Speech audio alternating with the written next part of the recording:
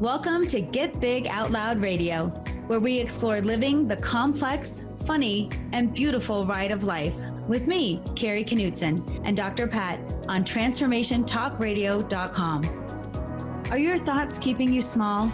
Are you ready to get big? I will offer you ideas to transform what you are thinking into conscious action. Explore what is keeping you small and how to shift your behaviors in order to get big. Learn what is possible for you. Get ready to get big and live life out loud starting now. Hey, everybody, welcome. I'm Dr. Pat. I get to take this amazing ride of life with my friend and colleague, Kari Knutson. Get big out loud. Okay, so this is show. I got to fix my little microphone here. It's like a new setup, but I think it's good. Okay, I love what Kari picked for today. I love this topic. When you lose, don't lose the lesson. Now, does this have to be a big lesson? No. Can this be a small lesson? Yes. Can this be something that you never, ever thought would happen to you again? Yes.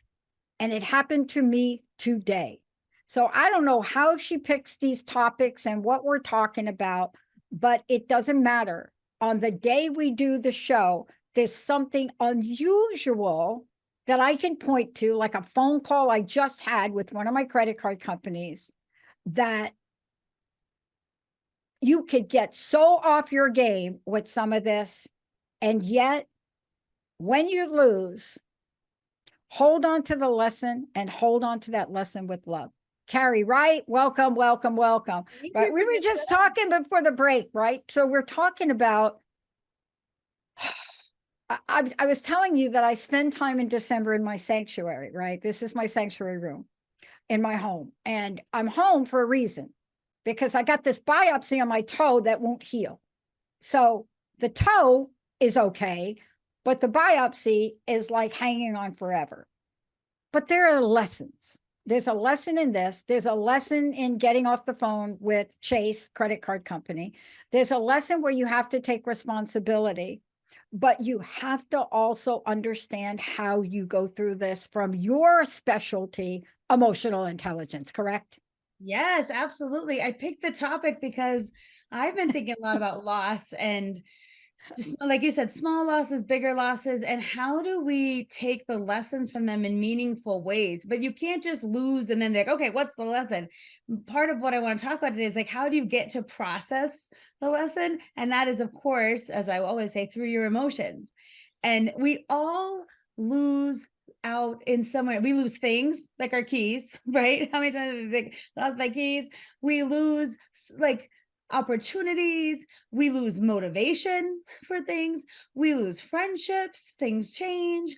Like, so in our life, if you think about it, lots of things involving change involve loss. And I wanted to be able to talk about that today in case anyone was struggling, especially in this month when it's hyped up about be happy, like 'tis the season, and I'm always like, to be what? Like, to force your happiness. Some people have experienced a lot of loss, then it's compounded during this season. So that's why I wanted to talk about this today, because I think loss is an important topic, any time of year, but especially this time of year. Well, and let's talk about it, because we're not just talking about loss from a perspective of the most serious form of loss, if we could say. There is the serious form of loss where many people have gone through that. But, there are losses that hit you, and to other people, it may be benign.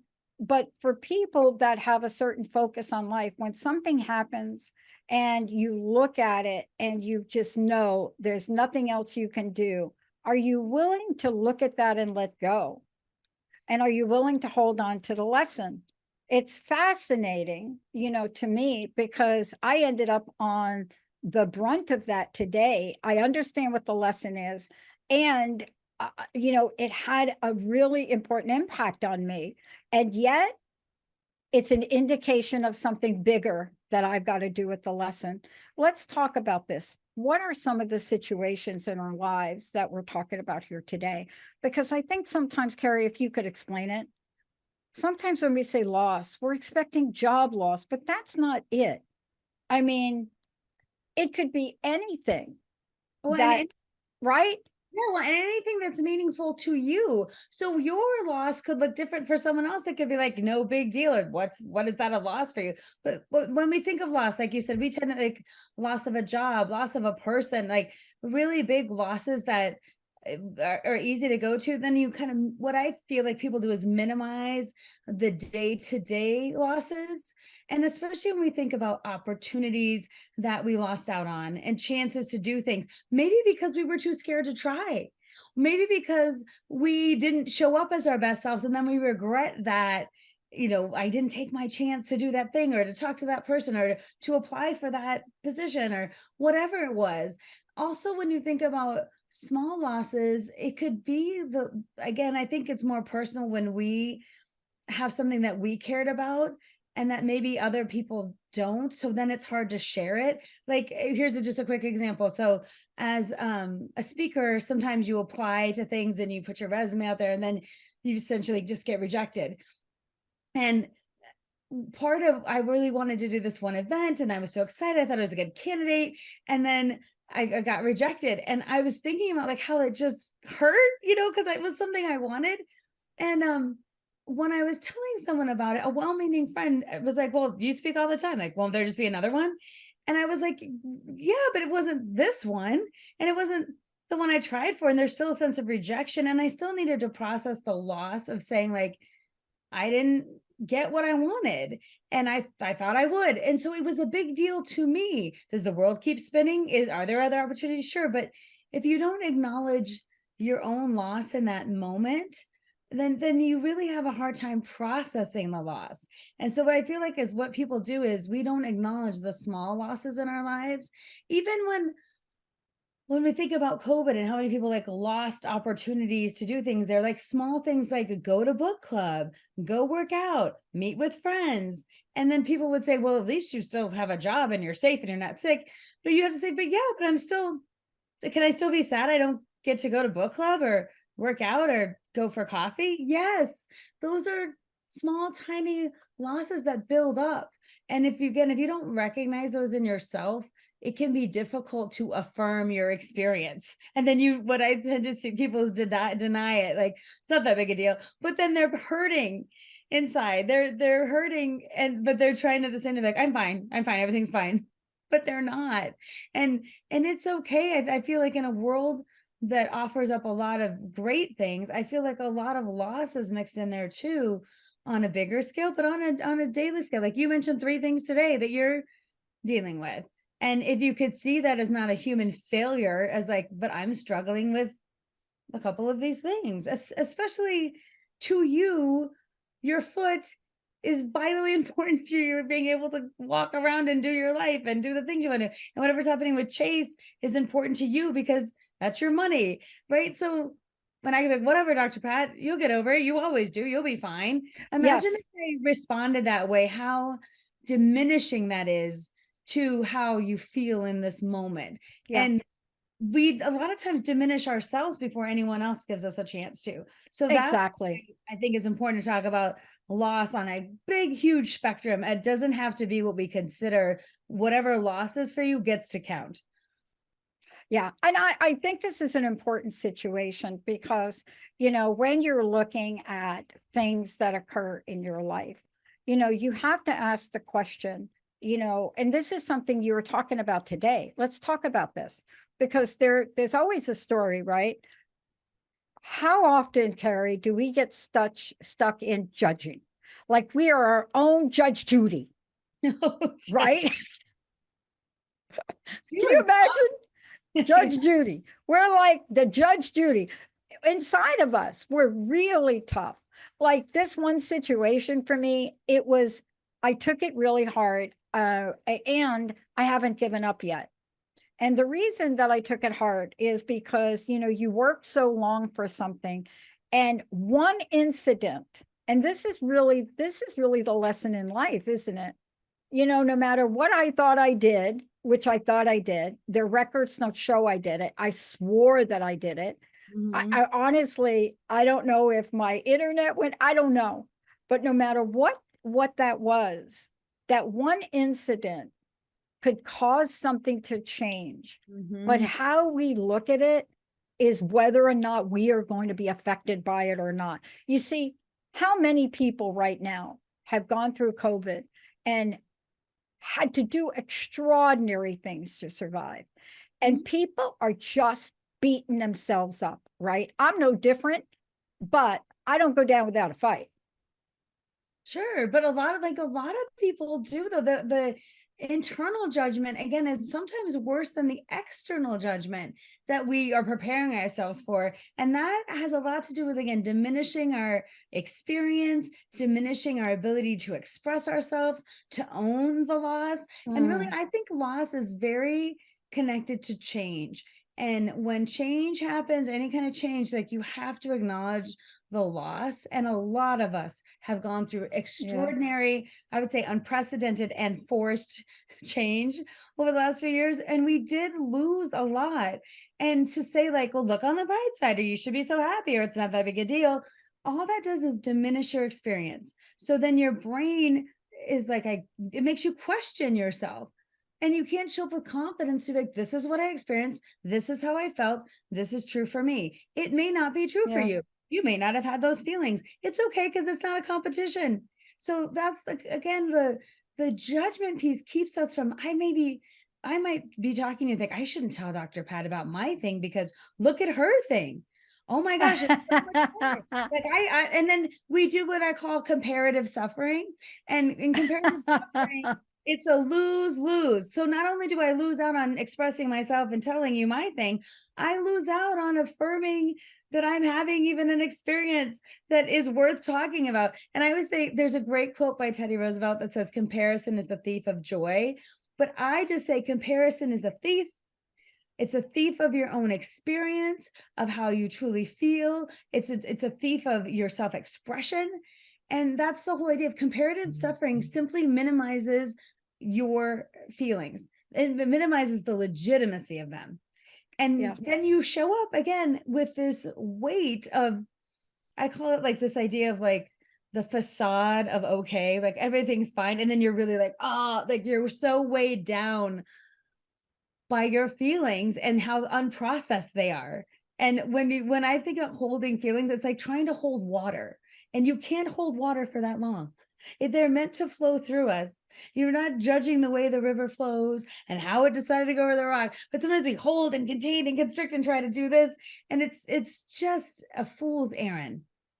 And that whole idea of comparative suffering keeps us from expressing loss many many times, because if you tell me you have this foot problem and it's really affecting your ability to get around, and then mentally you're struggling with it and it's hard for you, and I'm like, I'm really sad that I didn't get my speaking gig, and then you might be, well, Carrie, I have a physical mental like thing going on, and like you're sad about that. Like again, it's just comparison is a no-win. And the idea of people being in relationship with each other is there's space for you to have whatever's going on with you, and then there's space for me to have what's ever going on with me, and there's no comparison going on. It just is. It just exists in the world in its own time space continuum as our own human experience. Yeah. And what we're talking about here today, and let's be very clear about it, is what we're talking about here today is really taking a sneak peek at who we are and doing it in a way where there's some benefit to it. Because there are ways to look at things and there are ways to look at things. Mhm. You and I have a very similar story. I mean, for years with my dog, Travis, you know, I couldn't see what was going on with my dog. I couldn't see what I was doing. I couldn't see. I mean, I did not want to lose this dog. And so you're so close to a situation. Let's talk about this. That, when I think about this, 13 years, just so much in our hearts, right? And I'm up on Capitol Hill, and clearly he couldn't walk. He was in pain. And I went to such extraordinary lengths to help him. that to me, I'm so close to it. But when people see you walking down the street and you have a special contraption for your dog to help your dog walk, they're looking at you like, hello, right? And it was one of the hardest things for me to face was, am I doing this for me or am I doing it for him? Well, and Right. also bringing up a really big thing, denial is a huge part of why when we lose, we don't lose the lesson because we don't even want to talk about the loss to begin with. And denial keeps us so kind of in check and closed, like it's this filter. And like you're saying, like people would observe the situation one way and you're in it and you're living it in a totally different way because of how you feel. You don't want to lose your dog. You'll do anything you can, like even if he's in pain, the idea of like how much pain would he be in, or how much pain would I be in if I let him go? Because that's a loss, right? That's a loss. And you have to, it takes time to process what that means. And being in denial is a very real thing. And sometimes we even have to ask ourselves, well, I do this for me. I try to say, what might I be in denial about? What might, well, just as an try to be as an opening, because we live our lives in a lot of denial, but also because we just don't want to face the loss that goes along with accepting some of our reality. And that's difficult. And what you're bringing up is you had a story with your dog, and I had a story about my cat T-Rex, who had cancer in his leg, and I kept. He had on his paw this growth that was kind of growing, and he kept picking up his paw, and we took him to the vet and they said they could do the surgery, but the cancer's kind of wrapped around it and the best option would be amputation. And when you hear that word amputation, you're like, it just triggered all sorts of things. And it was incredibly scary to think about what that meant. And then at some point, the idea of this, you could have a cat that dies of cancer, or you could have a three-legged cat that lives. And but the loss of the leg, the loss of how we knew T-Rex, the experience of going through having a cat have an amputation, and all the feelings, and then helping my kids process the feelings. And the amazing thing on the other side of this now, 2 years later, T-Rex, our three-legged cat, is thriving. He is alive. I'd rather have an alive cat than a dead cat with 4 legs. But that was a lesson. When you think about when you lose, don't lose the lesson. How long did it take me to make the appointment for the surgery, and why was I resistant?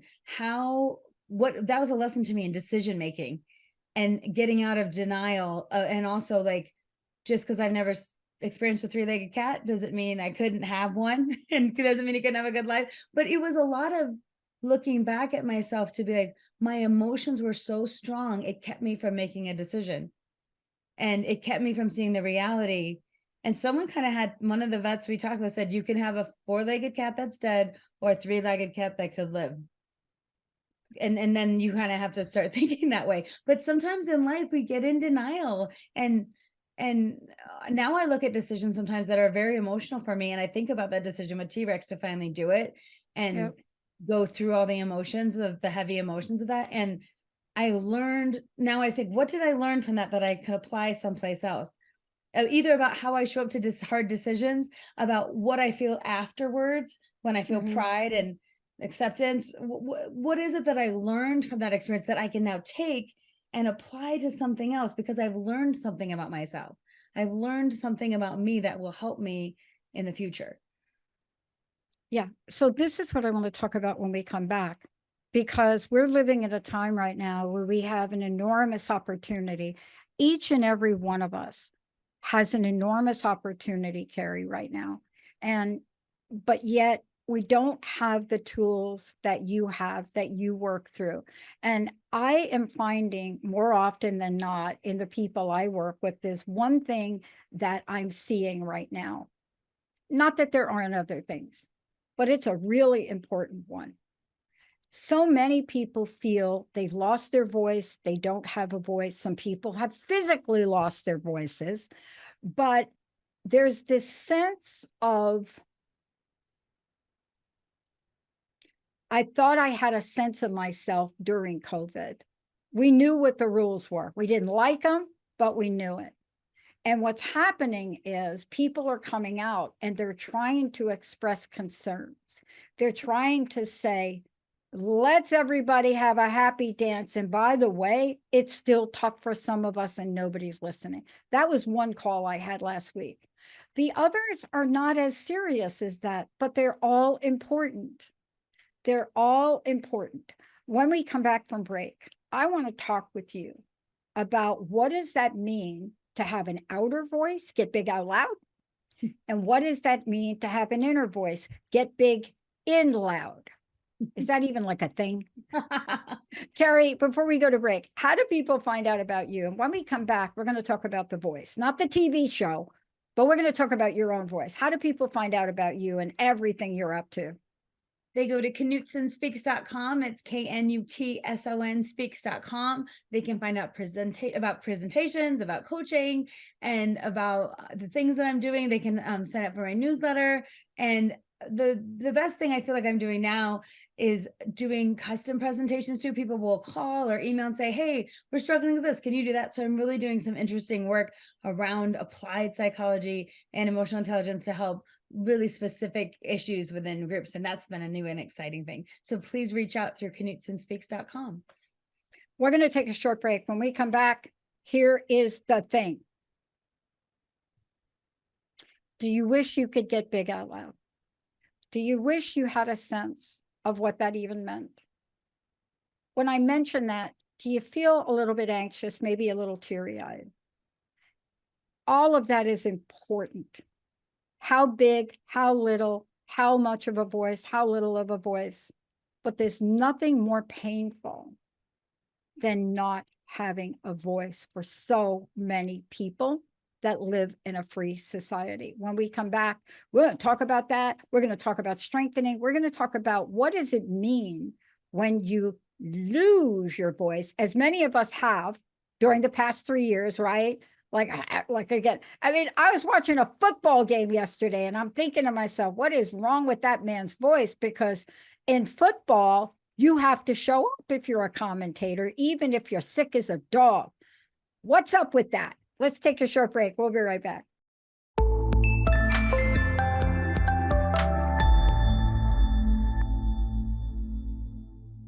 Hey, everybody, welcome to Get Big Out Loud. Here's the thing we're talking about today, Kari Knutson. When you lose, don't lose the lesson. Okay, so we're going to get to this. We're going to talk about this because this is like super important, right?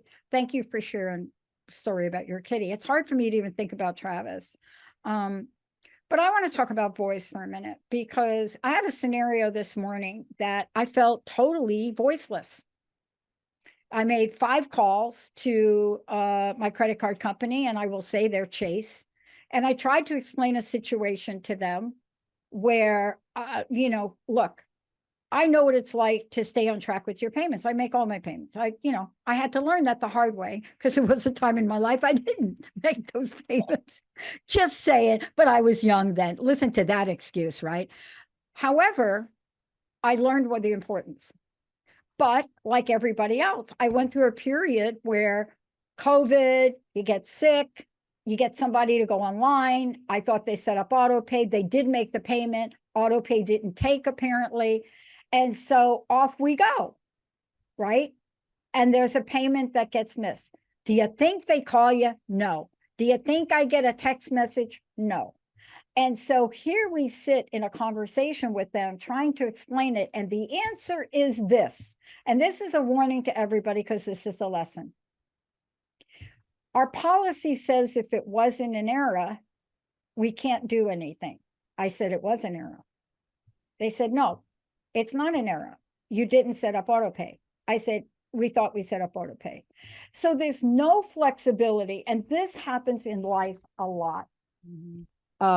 It happens in life with every day at work. I don't work in the corporation anymore, but I did. And we had GED, we had General Employment Instructions. We had the GEI, that Bell System GEI, instructions. We had almost 17 of these big fat binders in AT&T.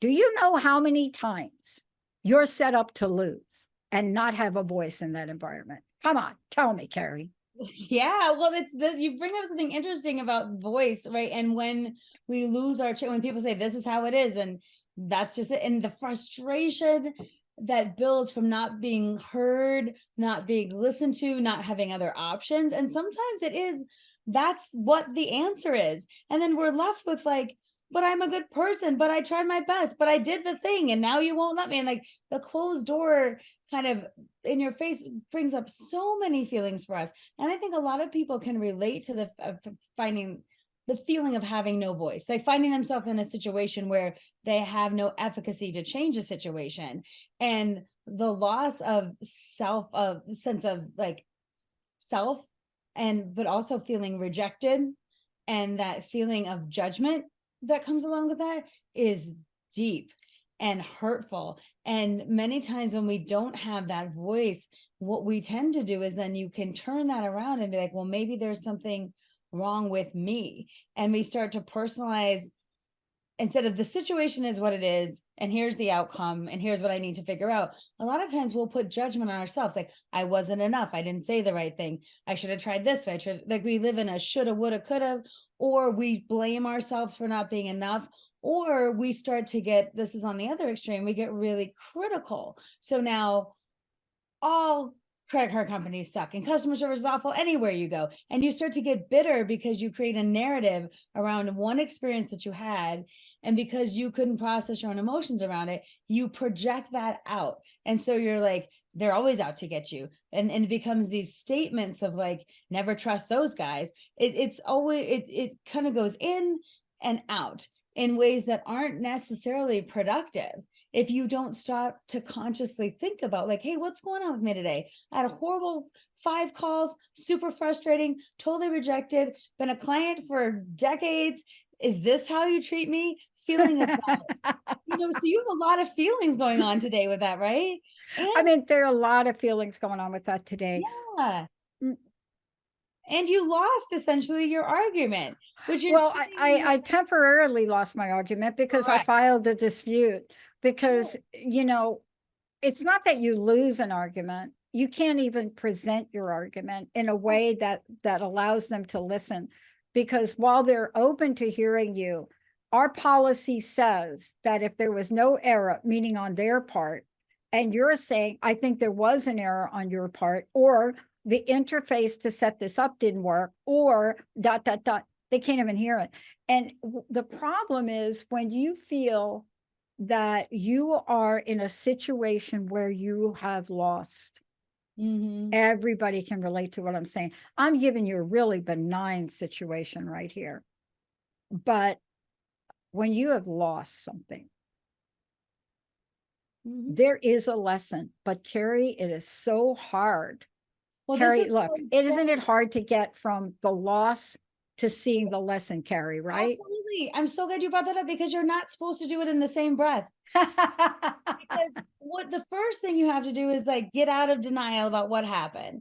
And then you cannot judge your feelings about it. So first is denial, then is judgment, and then is rationalization. And those three things, you have to work through them. So when you're conscious of the stages of your own loss, like when you feel like, okay, first I'm in denial about it happened, and then when it happens, I have a whole lot of feelings that I have to feel without judgment.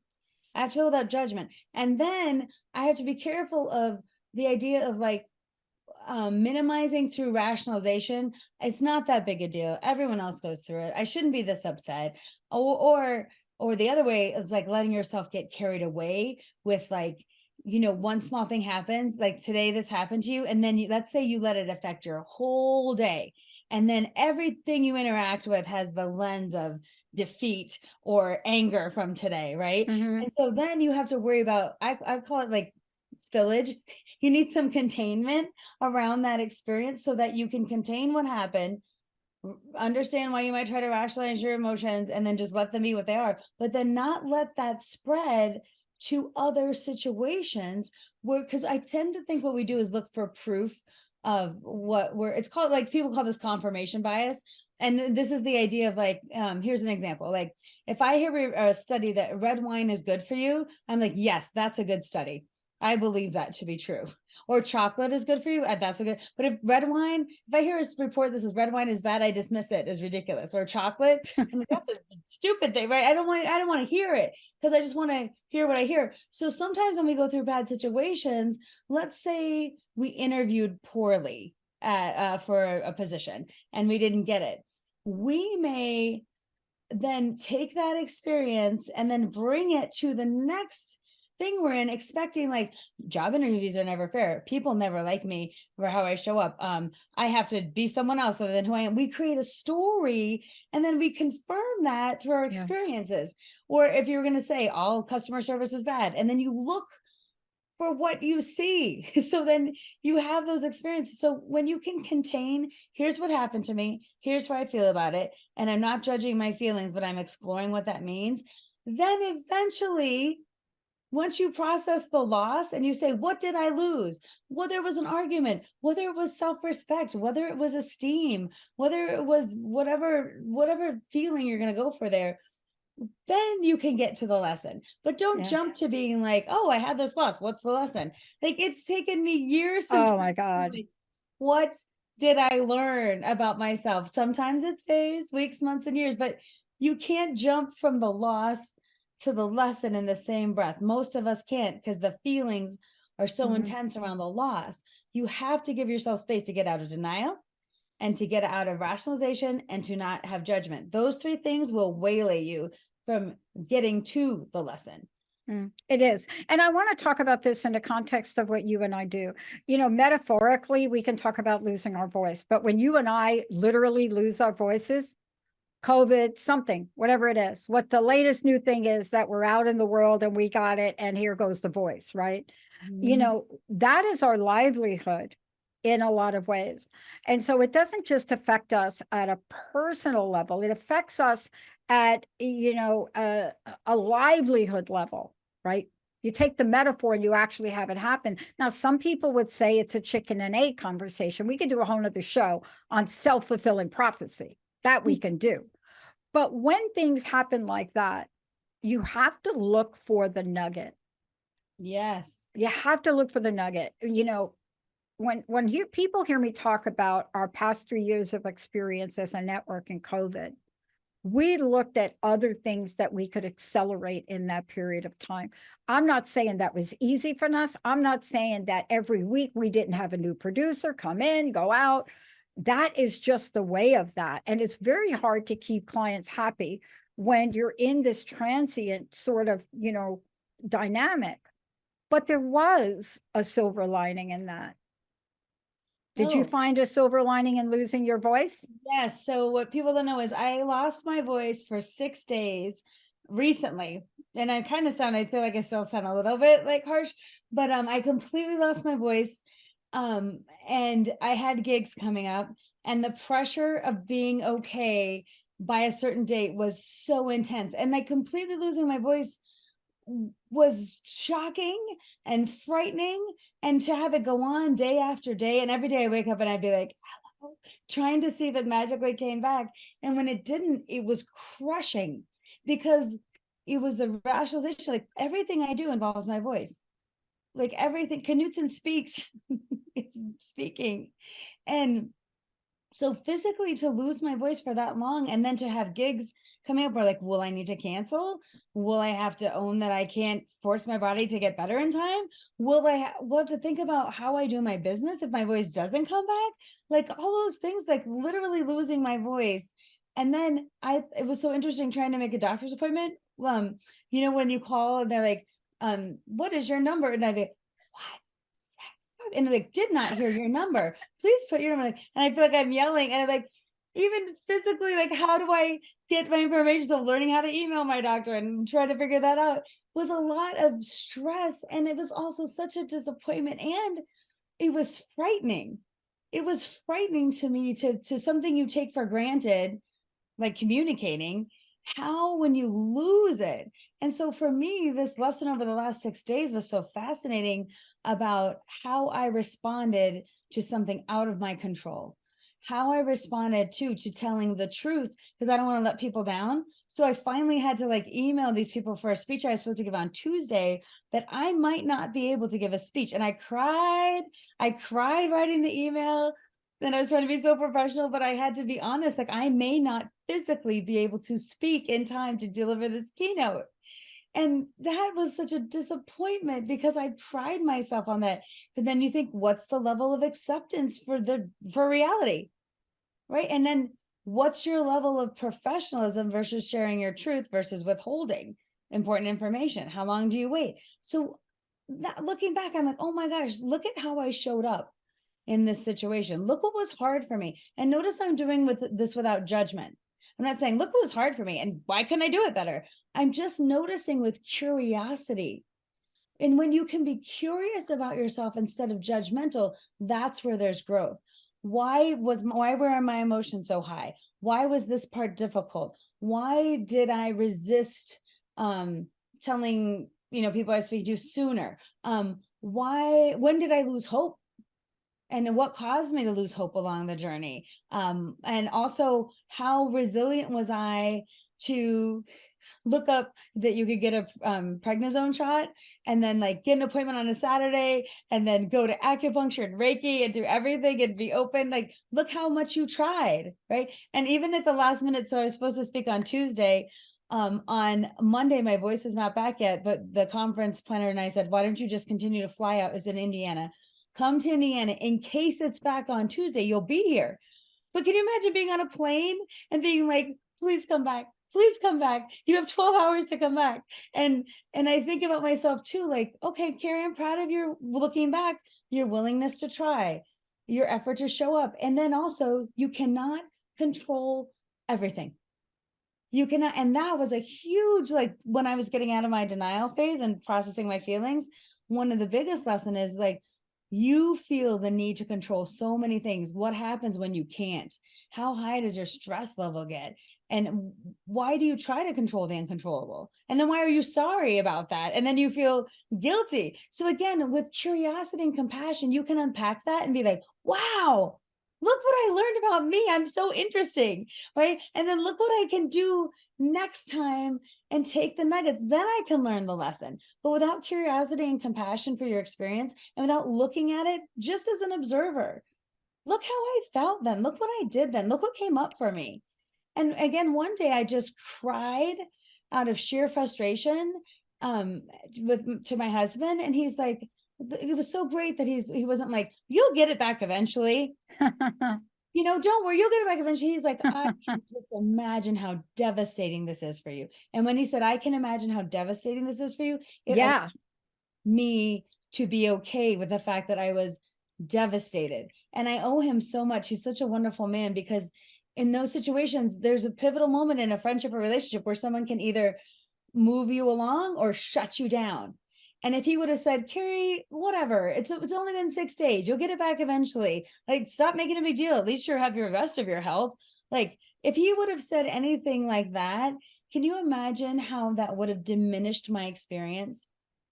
And instead he said, I can imagine this is devastating for you. And that moment, I was like, it is in this moment devastating. It won't always be devastating, but you can better believe every day I've been able to talk even like this, I'm like, thank you, boys. Thank you for holding up. So that's just an example of like being in a situation. Denial will keep you not from processing it. Judgment will keep you not, and then trying to rationalize away your true feelings will keep you from the lesson. And don't expect to hit the lesson like the day after something happens. It's a process. But the idea is that, can you hold space for curiosity and compassion as you're on your journey so that you can say, oh, look what insights I have now about me, just me, for me, and that I might use in another situation. Yeah. This is really the conversation that we need to be having with ourselves in so many ways. And that conversation is one of, are we going to allow ourselves to be powerless, or are we going to be able to show how we could take that loss, whatever it is, have the moment we need to process it, and then move on? You Yes. know, that's what it is. It's really an interesting conversation. There's a story with there's a story, the Dalai Lama, sitting at a conference, a Dalai Lama sitting there, everybody sitting around. And this is one of the special Dalai Lama events when he came to the US, right? And everybody's sitting around, and he's like a happy Dalai Lama type, ha ha ha, really joking kind of guy, right? We Mhm. also know how powerfully important the message is. And everything's going really well. And one of his people, his number one person, walks in and whispers something in his ear. And and so you're watching the Dalai Lama go from a happy the dance, and his head goes down just like that for about 30 seconds, 60 seconds. It seems so long. Mhm. And then picks his head up and goes on. And so, of course, everybody's like, what happened? But never at the meeting. But after, you're like, wow, what was. So the individual, his number one, told everyone what happened was that in that moment, the Dalai Lama found out that his best friend had just been executed. That was his moment of grief. The intensity of that moment of grief, you could cut with the knife. What's the lesson? What did I learn? I learned that we have the ability as humans to really have grief at that level. And we also have the ability to not carry that grief with us. It doesn't mean that we don't respect and appreciate the loss. It means that we don't have any additional stories about what the loss means. And I think often, Kari, if you could talk about this, so often we have a loss and then we have this story. Mhm. Like That's they such have this story like, oh my gosh, da da da da da da da da da da, right? yes, It's and the that's a very stories that gets us, human isn't it? that's the very human response to things. And if you know that's your response, you can sometimes see your stories play out, especially when you use words like, I always do this or this again, or like when you see these cycles of like your story about yourself. I can't do this because I'm just this way. I'm to this, I'm to that. Like stories we tell ourselves about our confidence, about how we show up to things, about what we're good at and what we're not, about what we're willing to try and what we're not, based on past experiences. Like the idea of even something as simple as me really, like my mom never really liked to cook, and she had been a nun for 17 years and in a convent, so she didn't cook a lot till her 30s when she left, but then she never really enjoyed it. And then I was like, well, I don't really enjoy it, I don't like cooking. And then I was like, then I'm kind of bad at cooking. And then when I cook, I get incredibly stressed out about cooking, because I have a narrative of I'm bad and it's hard and it's not fun. And then I notice how my story plays out, and in terms of like not enjoying it, being stressed out. And then that's a cycle that continues when then like, it didn't turn out right, or I burned it or whatever. And I keep thinking it could be something small like that, right? And then you're like, what is this narrative? Does this serve me? Is this really my story? That's a small thing about a task, but think about how people play that with confidence. I'm not good enough. I've never been seen as a certain way, or unless you see me a certain way, I can't see myself that way. And so people who tell them stories about like what they can and can't accomplish in life based on where they come from, their background, their family, what someone told them once about who do you think you are, trying for Yeah. that, right? Like the whole idea is these stories you create, you might say, well, who am I? Instead of who am I not? Who am I not? I'll show you. But that is a level of our personality, of our confidence, and also of pushing back against the stories. Like Yeah. people who had experiences, I see this a lot as a therapist, when people were not allowed to express their feelings growing up. There were a lot of people who grew up in families where, like, you better just be fine. We don't talk about anything. We don't say anything. Everybody is fine. Okay. And then there's simmering resentment, there's closed off feelings, there's minimization of everything, and you're just supposed to be fine. And then you get to your adult life and you have opportunities to change your thinking. Like maybe it's not always fine. Maybe Yeah. I do need to learn how to have hard conversations. Maybe I have emotions worth expressing. Maybe I'm somebody worth something. Maybe I have value outside of the things I do, that like, oh, I did a good job at work, so I have value. What if I just have value as a person? But sometimes people really resist these because their story is, we don't talk about things. That's not who I am. And I'm not of value in that way. Or unless I produce something, I'm not of value, but I don't show up with value. So then my feelings don't have value and my experiences don't have value. So we keep ourselves limited by our stories about what we think we can do. And I see this a lot of times when people say, I'm not up for that. I'm not that kind of person, or I'm just this way. And even with presented with an opportunity to try something different, even in how they express themselves, they will resist because, well, I just don't do that. It's like someone saying, I'm not a hugger, and then being committed to, like, I don't hug ever, right? And instead of saying, I might hug in certain situations. I might be open and comfortable to hugging, or owning, like, I'm not really a hugger, but I can still express myself in other ways. So I'm just trying to get to the point of, we tell ourselves stories and then we see, like, does this story even fit who I want to be? And a lot of times it doesn't. And then we get into the existential crisis of, like, why can't I be the person I want to be? Because we are limiting ourselves. We're limiting ourselves and we're creating so much unhappiness in the story. But the issue, I think, with people is we are comfortable in our discomfort because at least we know what to expect. And if we made a change, it would involve a loss. And we don't want to experience the loss or talk about it or even say, what I'm losing over here, I'm going to process that so I can get something over here. And again, that's how human beings are kind of wired. So if you know that, what's exciting is you can be like, what story am I telling myself? How am I using criticism and judgment to keep me locked in? What do I think about me versus what other people think about me? And when I lose, can I say in a situation, here's what I lost? And then here's the lesson, and here's how I'll use it. So there's a lot of complex ways we can use these ideas to move ourselves forward, to get to the lesson, but also to show up in our lives in ways we desperately want to show up. We desperately want more confidence. We desperately want better relationships. We desperately want to use our voice in different ways to be seen and connect with people in meaningful ways. We want to have purpose. We want to feel something again. We don't just want to work to pay our mortgage. We want to feel alive. We don't just want to exist. That's the bigger goal of humans. If we can get out of our lockdown state of that kind of thinking, there's so much opportunity for us, and opportunity that involves processing loss, because a lot of life is loss, which connects with change, and that's okay. But when you lose, don't lose the lesson. I love it. Look, this is such an important message. I know that this is the work you do. I want to take a moment to let people know you have a coaching practice, you work with people on this issue and much more. How do they find out about you? So they go to knutsonspeaks.com. It's KNUTSON speaks. And I do a lot of work, individual coaching, and I've done a lot of group coaching now too, with people and organizations that want to shift their thinking as a group, like a working group. And I do a lot of individual coaching with people who have ideas about who they are and how they want to show up, not just to their jobs, but really to their life.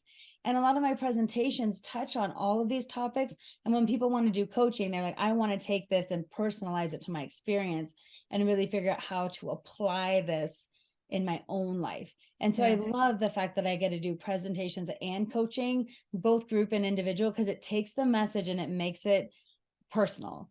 And I love to see people's growth through that relationship. It's really inspiring. Yeah, it's so important what we're talking about and how you've incorporated into your work. Every one of us, we've gone through so many things. And I wish that everybody listening here could remove the judgment on yourself. Just take it, if you had a magic wand, somebody asked me this question earlier, if I had a magic wand, ... And if we had this magic wand and we could just remove the layers of judgment we have, either from comparison or comparison of our past or comparison of whatever that is, whenever you butt yourself up against another person's situation, you are ready to get on the pathway down, right? Look, people have lost family members, but you may be comparing a credit score decrease with them and saying to yourself, oh my God, just suck it up. No, just feel your feelings for yourself. When you lose your voice physically, Kari, look, When we can't speak, the ripple effect of that. However, I've always pondered this, and I'd love you to address this in your closing thoughts. I've always pondered this about human beings. If we were so vulnerable and so fragile, how the heck did we make it through dinosaurs, earth catastrophes, world wars, hello. And yet those seem like they're external, but they're not, are they? No, you bring the best way to end this is we survive because we are resilient people. We figure out how to get things done. We keep showing up and we do it again and again. And we avert the idea of total defeat because we're willing to try again. Even in the face of loss, we get up to try again. And that's the most amazing part of humans. We're born resilient. We're born to keep trying. We're born to find other ways. And we have faith in ourselves too. A lot of us the reason when we look back on your life and you're like, whoa, look at all I've been through, it's because I showed up for my life. I didn't give up. And that's one of the most beautiful things about people. We are problem-solving machines. We try to figure it out. Even in the struggle, people are beautiful because they are motivated to keep trying. And they're motivated to show up in awful circumstances because of that idea of resilience. Like, how can I show up to life to not let it beat me, essentially? And I think that's inherent in all of us. And I think too, even for my story of losing my voice, when I decided to okay, contact my doctor friend, like, can I get a shot of prednisone, make the appointment, go to acupuncture, go to Reiki, contact the conference people, get on the plane on Monday with no voice, hoping that Tuesday would happen. But then also realizing I've done everything I can in this situation, but I'm not going to stop trying. And that's the thing, is that thank God on Tuesday, I gave my talk. And I did it. And it was so powerful for me. And I have to say, it wasn't even the best talk, I think, because I was my stress, but the fact that I showed up. And that's what people do again and again, which makes us incredible, beautiful, and powerful. We show up and we keep learning and we keep living. And I think that's innate in how we are. And that's a fantastic trait to have, and a fantastic thing to fall back on. When you feel weak, be like, I might be weak now, but I've been strong. I'll be strong again. And I will keep going. I'm not giving up. Yeah. And that's really the punchline, isn't it? It's to really find that place of resilience. Mm-hmm. Every day we're presented with opportunities to do just that. And you said that beautifully. Kari, thank you so much. Please give out your website. How do people work with you? How do we join your groups? How do we ... You go to KnuttsonSpeaks.com. You sign up for my newsletter.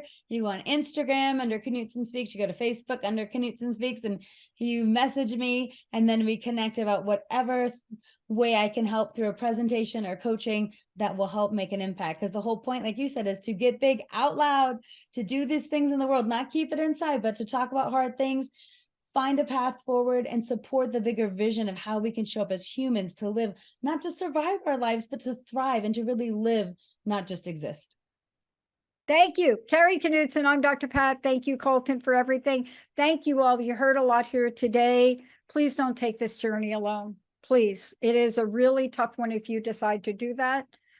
But this is where you get to learn and be honored for who you are, especially with somebody like Kari Knutson. We'll see you next time.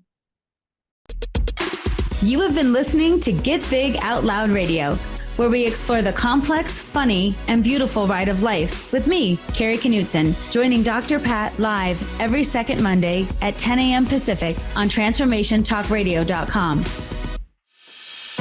I will help you to know which thoughts are keeping you small in order for you to get big. Get big and live your life out loud. For more information, visit KnutsonSpeaks.com.